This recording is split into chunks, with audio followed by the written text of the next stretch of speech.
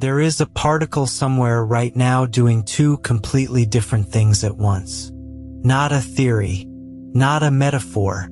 A single atom has been caught doing exactly that. One atom, two places, at the exact same time. Every atom in your body follows this exact rule. So why doesn't the world you see look anything like it? We're climbing through every level of quantum weirdness, each stranger than the last, up to the one question nobody has answered. Level 1. Superposition. A particle isn't in one state, it's in all of them at once. Schrodinger's cat. Sealed in a box, alive and dead at once, until you lift the lid.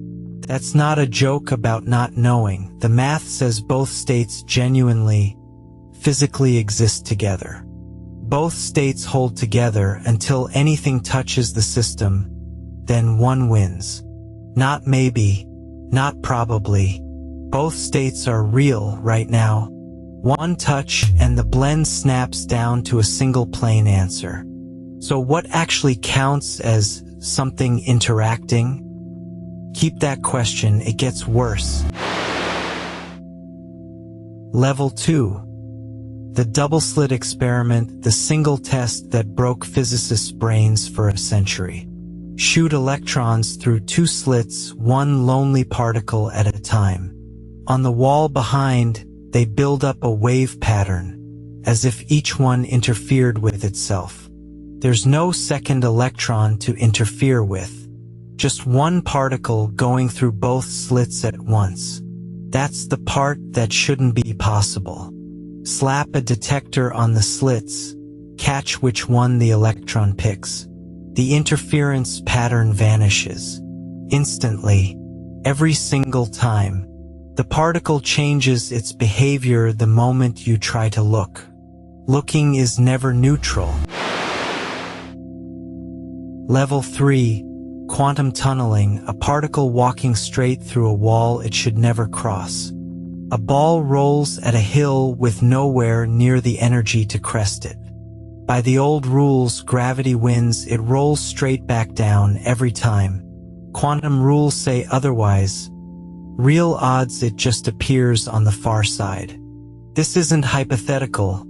It's why the sun shines. Tunneling fuses hydrogen nuclei at temperatures way too cold for fusion to work. A wall stopped nothing. The rule of not enough energy simply didn't apply. Level 4. The uncertainty principle, the rule that limits how well you can ever know anything. Nail down exactly where a particle sits, and its speed blurs into fog. Both at the same time with perfect precision, never. No instrument is failing here, no microscope, however sharp, will ever fix this. Remember the wall tunneling just ignored?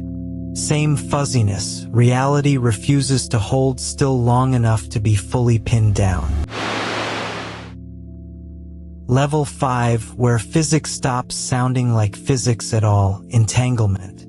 Link two particles together, then separate them across a room or across a galaxy. They still share one fate. Measure one, and the other state is set instantly. Not at the speed of light. Instantly. Einstein loathed it, branded it spooky action at a distance, and spent years hunting the flaw. He lost. Every experiment built to close the loopholes has confirmed entanglement is real. No signal fired. No cable ran. No delay ticked. Still connected. Two particles, one instruction, no wire between them anywhere. Distance simply stopped mattering. Level 6. Everything so far lives inside one single object, the wave function. One equation stacking every possible state a particle could hold, all at once.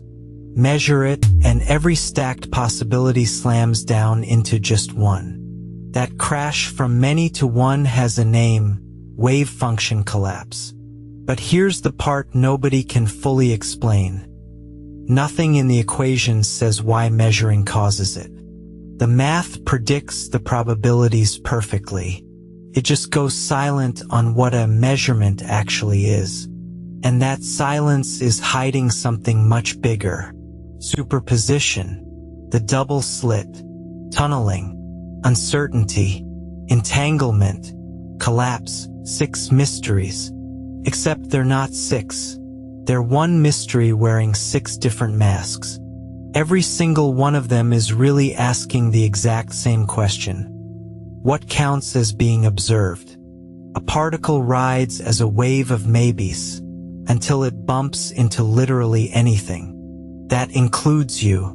Every atom in your body, every photon hitting your eyes, is quietly forcing trillions of quantum systems to pick one outcome every single second, and you never notice it happening. So why does a universe built from fuzzy possibilities produce a chair you can actually sit in? Final level, the one that eats every item on this list for breakfast. Decoherence. Decoherence hits the second a system brushes its environment. Stray air, stray light, anything. The delicate overlap of possibilities leaks straight out into the surroundings. And only one outcome survives to actually be seen. That's why you never see a superposed chair, or a cat that's both alive and dead, or a person in 2 places at once. The universe scrubs this clean so fast, none of it ever survives to be seen. But decoherence only explains why we stop seeing the other possibilities. It never explains why exactly one of those futures gets to become real. That gap is the measurement problem, arguably the deepest unsolved question in all of physics. And right now, nobody agrees on the answer. This is the frontier. This is exactly where physics runs out of answers. A conscious scientist has to look for collapse to happen. Any physical interaction causes it, no mind required. One camp bets on hidden variables, real, just not discovered yet. Another camp says every outcome happens, off in branching universes we'll never glimpse. Nobody has proven any interpretation. All of them fit the exact same math perfectly. The universe keeps its answer sealed. It isn't telling anyone which one wins. So back to that atom sitting in 2 places at once, and the version of you that looks nothing like it. The answer is, it never actually disappears. It's still there, underneath everything, happening inside every atom you're made of right now. You just can't see it, because decoherence erases the evidence faster than any measurement ever could. Which means the solid, single, definite world you wake up inside every single day is not the true state of reality. It's just the one story decoherence lets survive. Everything else is still happening out there. You just don't get to watch. You're not separate from any of this. You're made of it, running these exact rules trillions of times a second. We can predict every result with perfect accuracy. We still don't know why reality ever picks one outcome at all. That's no gap in our tools. It's a gap in what existence itself even is. If you want to see where that gap leads, straight into black holes and the edge of information, subscribe because that's next.